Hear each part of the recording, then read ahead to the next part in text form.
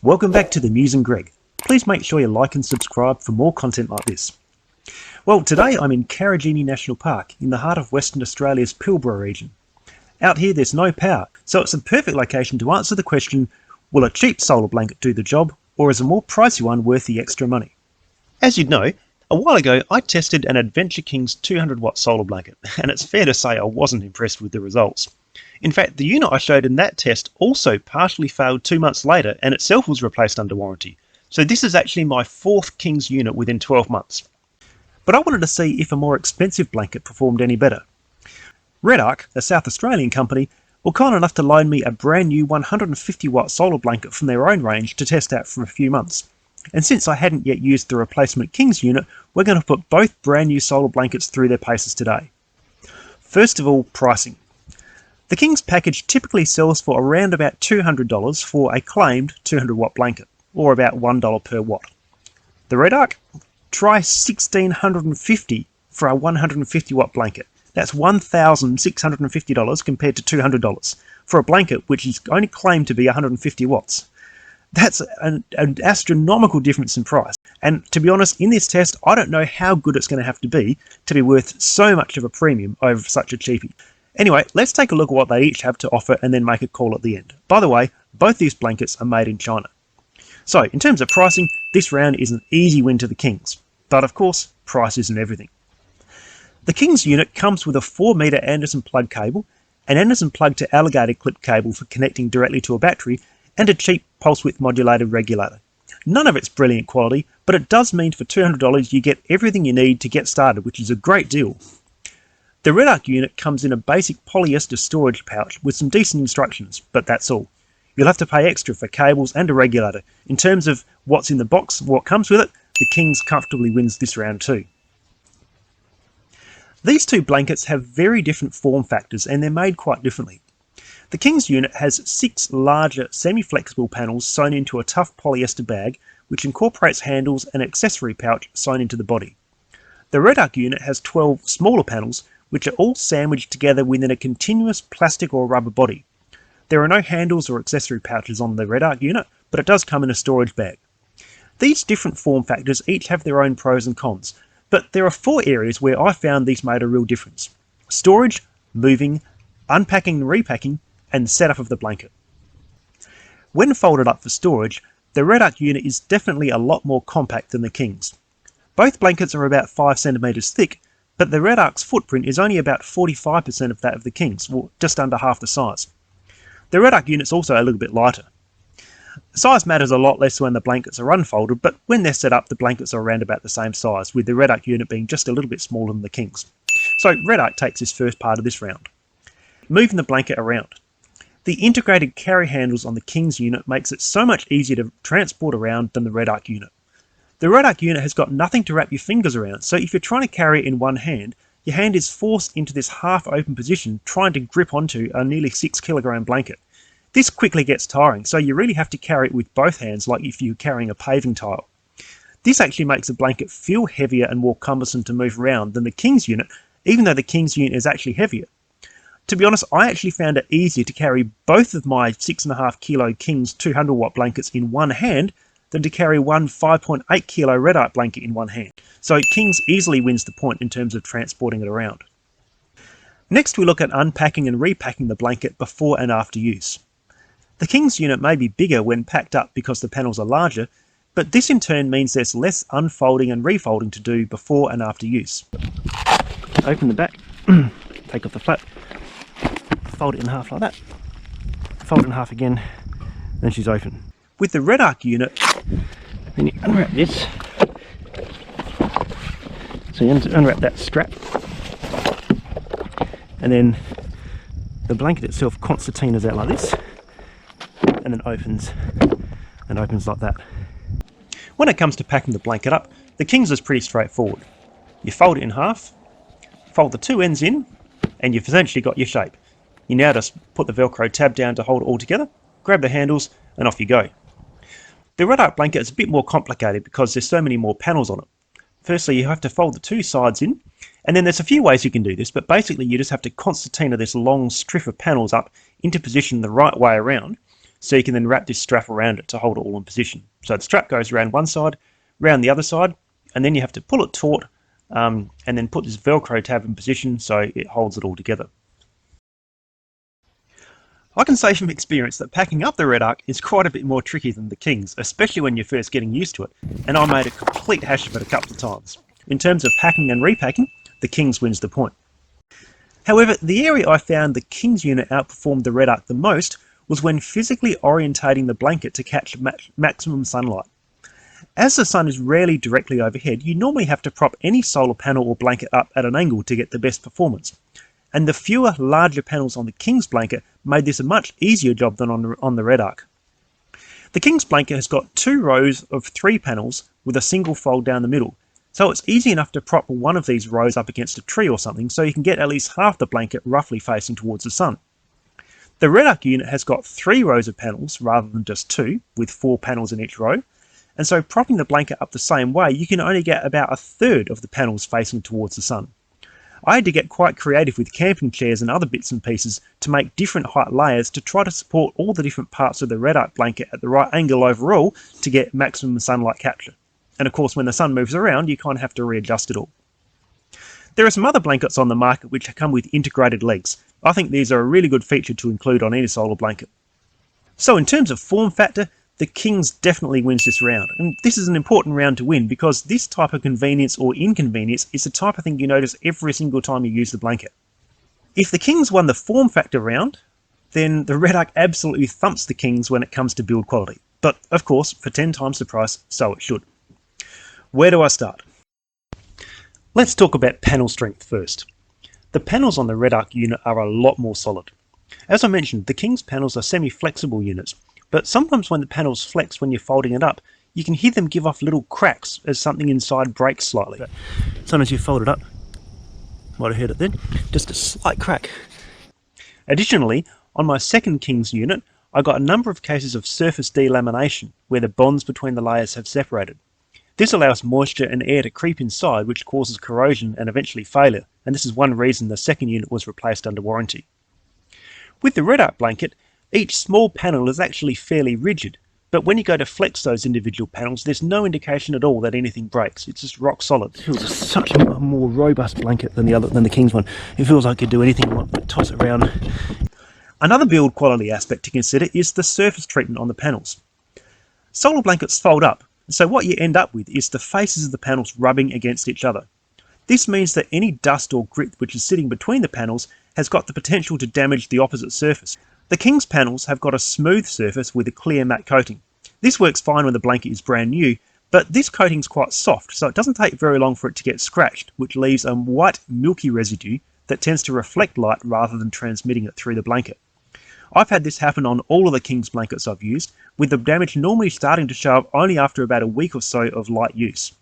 The coating on the Redarc unit is much tougher, and in all the use it had under identical conditions to the King's panel, I saw no degradation of the surface at all, even when folded up with dust left on the surface. However, another difference is that the Redarc surface is dimpled like a golf ball, rather than smooth. This means that most of the light gathering area actually sits below the physical surface level of the blanket, with only the very tops of the peaks rubbing against their neighbour. So even if the surface did get damaged, it's only going to affect a very small percentage of the surface area. A non-smooth surface also means that there's more area available to collect sunlight, which may help the Redarc produce more power than if it had a flat surface. About the only thing I can fault the Redarc on is the durability of the rubber material versus the King's flexible polyester construction. I found over a few months of use that the repeated folding and unfolding of the blanket revealed stress marks in the rubber and a couple of small cracks. Also, I noticed that the layers of laminated rubber had started to separate around a couple of the steel eyelets. That said, I did also find a tear in the King's polyester material, but generally speaking, the fine woven polyester is likely to remain more flexible than a more solid material like the rubber on the Redarc unit. Overall though, in terms of build quality, it's a clear win to the Redarc. Both units can be hung from hooks to catch the morning or afternoon sun, but the way they do it is quite different. These fixings have to be pretty strong because in practice, you usually have to hook one end of the blanket onto a hook and then hang the whole weight of blanket on that one fixing point while you manoeuvre the other couple of hooks into position. The King's unit has got 6 polyester loops, 3 sewn into each side of the blanket, which allow it to be hung in different positions. On one of my earlier King's units, one of these tore off as they were only sewn on with a single thread of cotton, and on another one, the polyester started to separate. But these loops I found pretty annoying anyway, particularly when the blanket's new, because they tend to want to stay folded. So when you're holding this heavy blanket and trying to maneuver it over a hook, the loop will tend to stay folded and there's no real way to open it up. By contrast, the Redarc unit I think has a much better system. It's got 6 steel eyelets which are formed into the rubber frame for the blanket, 3 on each side. These are obviously a lot more solid, and because they stay open the whole time, it's much easier to hook the blanket onto the hooks as well. This is probably the most important factor of all. How well do they actually work? Remember, the King's blanket is rated at 200 watts while the Redarc is at 150, so the Kings should have the edge on this one. The main round of testing I did saw these blankets being used over a wide range of conditions between April and June 2021. We were in the top half of Australia at this time, where we generally had clear skies and a bright sun. In most cases I was measuring the power coming out of the blanket, rather than out of the regulator, but I did test both and there was no significant difference. In almost all cases, the blanket was connected via a 4 or a 10 metre Anderson plug cable. Both blankets were used in the morning, midday and afternoon, flat on the ground, propped up at different angles and hanging vertically. All tests were done one immediately after the other to ensure a fair comparison. In all, there were 16 separate side-by-side tests in full sun which we were using in this comparison. I also ran 4 supplementary tests a few months later in South Australia to test their performance when overcast versus full sun, and directly facing the sun versus with the sun coming in at an angle. We'll talk about those in a minute. But across all this testing I've done, I've got a pretty clear picture of performance, both initially and whether this performance was maintained over time. So, let's see the results of the main round of testing. On this graph, the blue column is the King's performance, the red column is the Redarc. The pale blue and pale red columns show each score as a percentage of the advertised maximum power rating. Across all 16 full sun tests, the median output power across all test results was actually the same for both blankets, 79 watts. That's just under 40% of the advertised power rating for the King's blanket and just over half for the Redarc. Most of these power readings are taken before the Redarc MPPT regulator, so the quality of the regulator isn't a factor here. The median normally gives a good idea of typical results. However, I could see from the stats that this was misleading in this case. Here's the raw data from the power meter if you want to pause the video now and have a quick look at it yourself, but let's keep on moving. While the midpoint for both blankets, or the median, was 79 watts, below this point the King's scores tended to be lower than the Redarc's, and above this point the Redarc's results were higher than the King's. So what I then did was look at the median for the top 8 results and then the median for the bottom 8 results. As you can see, the King's had a median of 82 watts for its top 8 results, or 41% of the advertised rating, while the Redarc came in at 91 watts for the top 8 results, which is just over 60% of its advertised rating. For the bottom 8 results, King's languished at 64.5 watts, or just 32% of its maximum, while the Redarc pulled in a respectable 75.5 watts, which is just over 50% of its advertised rating. Finally, the average across all scores was 76.5 watts for the King's and 83.5 watts for the Redarc, which are 38 and 56% of their advertised ratings respectively. While those scores are lower than I'd expected for both blankets, it's a particularly dismal result for the King's, which averaged only just over a third of its advertised rating. So even though it's advertised as producing 50 watts more than the Redarc actually outgunned the King's by about 10% across these tests. Now for the supplementary test, which was after a few months' use of both blankets in the middle of a South Australian winter's day. This test was to check their performance under overcast conditions versus full sun, as well as to take note of how much the power drops with the sun coming in at an angle compared to facing into the full sun. As you can see from this graph, the Redarc beat the King's on every metric in this test. But note 2 things in particular. Firstly, the difference between power output with the blankets propped up and directly facing the sun versus flat on the ground with the sun coming in at an angle. The performance of both blankets dropped by within 1% of each other when they weren't directly facing the sun, so this one's a dead heat.